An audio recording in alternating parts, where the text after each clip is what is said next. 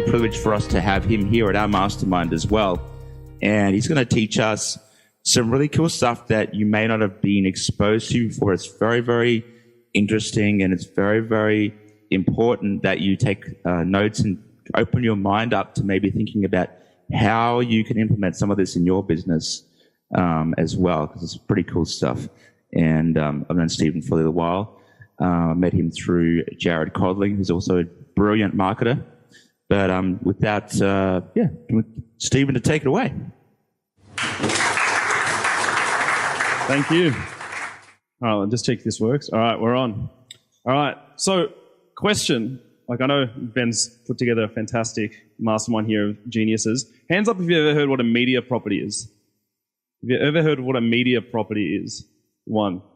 Keep your hand up, like if you've worked with one or something like that, maybe, yeah, kind of. All right, so I'm going to be talking about something probably most of you have never heard of, and most marketers I rarely speak to have ever heard of.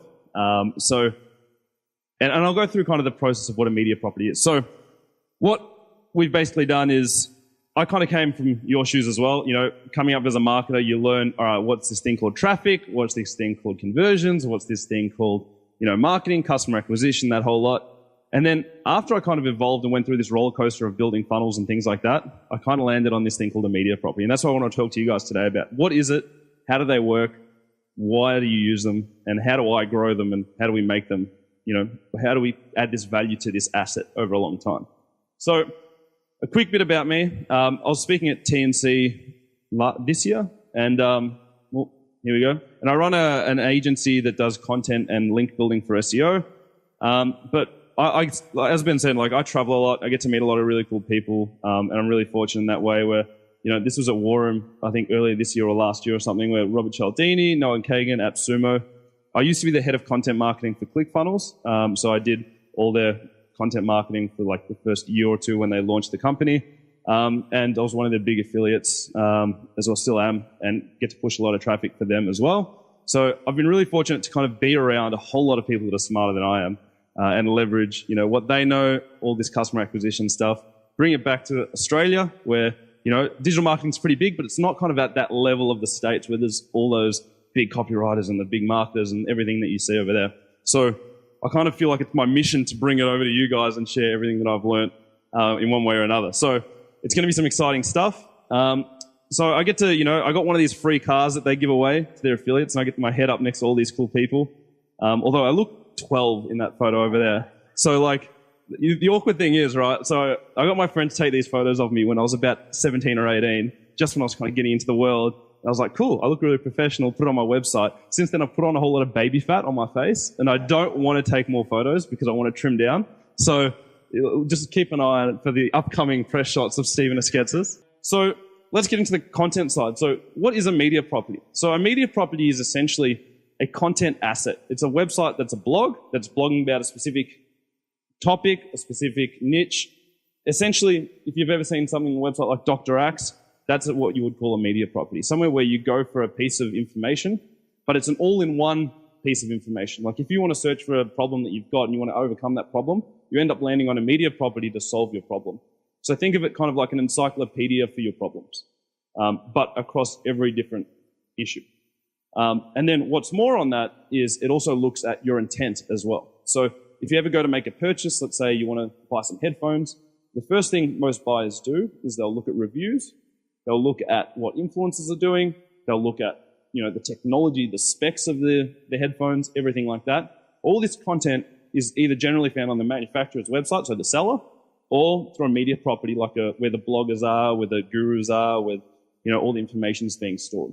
So that is essentially what a media property is. It's an asset in a certain industry that provides information. So here's a couple of examples. This is one of my sites in the health space that we grew in the last couple of years. That was the screenshot from before. We managed to get that to 50,000 visitors a day. And this one, Mind Body Green's another health one. Revolution Golf. Hands up if you've heard of Revolution Golf. Yeah, so they're a big one in the Revolution space, in the golf space.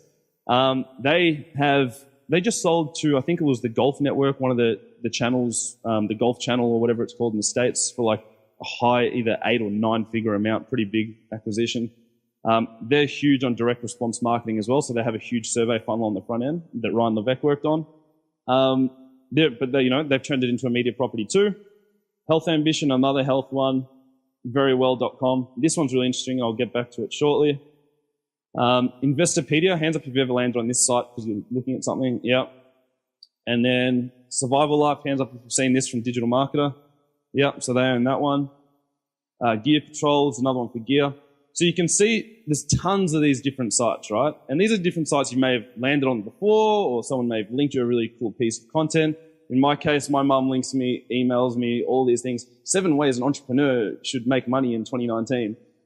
Every single day, without doubt, I get these emails. Like, she just sends them, barrages me with them. She's like, 6 apps for productivity in 2019. I've just like block, delete, block, delete, block.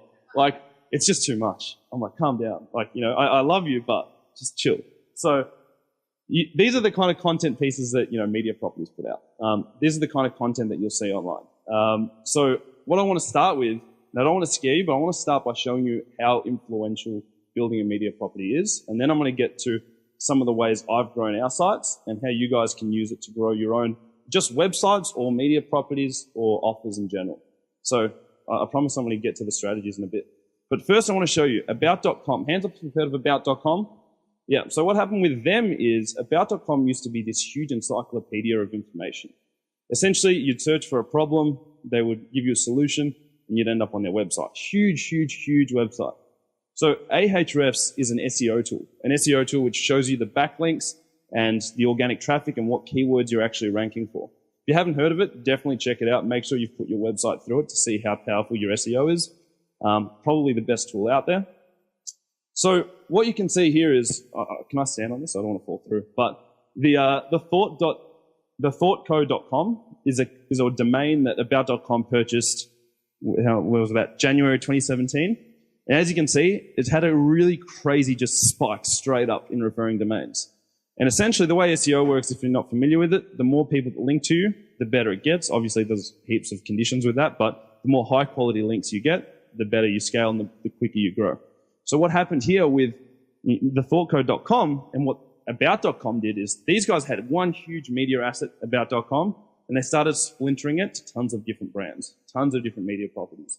So you can see from day one, when they started forwarding all the content pieces that were related to this website, so I think this one was talking about like philosophy and things like that. So any philosophy piece they had on About.com, which is, thousands and thousands of articles, they redirected to them. Instantly, it just shot up in the rankings. It was crazy. So what I want to see is who runs a lot of these big sites, right? Like you hear about, you've heard from probably at least one of those sites that I've mentioned. Who's behind a lot of these big sites? Who are the evil geniuses that are kind of building all this? And that's the question I asked myself is, I was a marketer, I was kind of coming through the ranks and I was like, well, I know what a funnel is. Like I know how survey funnels work. I know how free plus shipping works. I know how webinars work, but there's got to be more to it. Like how do we build a brand and, build an asset? Because ultimately what I saw from a lot of these top marketers is they churn and burn funnels. You might have a funnel that does really well, but at the end of the day, the offer's going to die and away you go. How do you build an asset that you can actually sell to the next person and build that multiple? That's the real value. So these are the guys behind it. So this company called Perch, this company called Meredith, hands up if you've seen like Time Magazine, Living, any of these, yeah. So these guys own probably 20 or 30 of these huge publishing companies. And when I say publishing companies, they've got writers in-house just churning out content. And then this one, Hearst as well, Dotdash. So these are the guys behind Verywell, The Spruce, The Balance, Investopedia, TripSavvy. So what you start to notice is they don't just have one site, they've got a whole portfolio of these sites across different industries. So yeah, they branched out. About.com branched out. That's Verywell.com, another one of their sites that they branched out to in the health space. And again, you can see that straight up, that spike in traffic.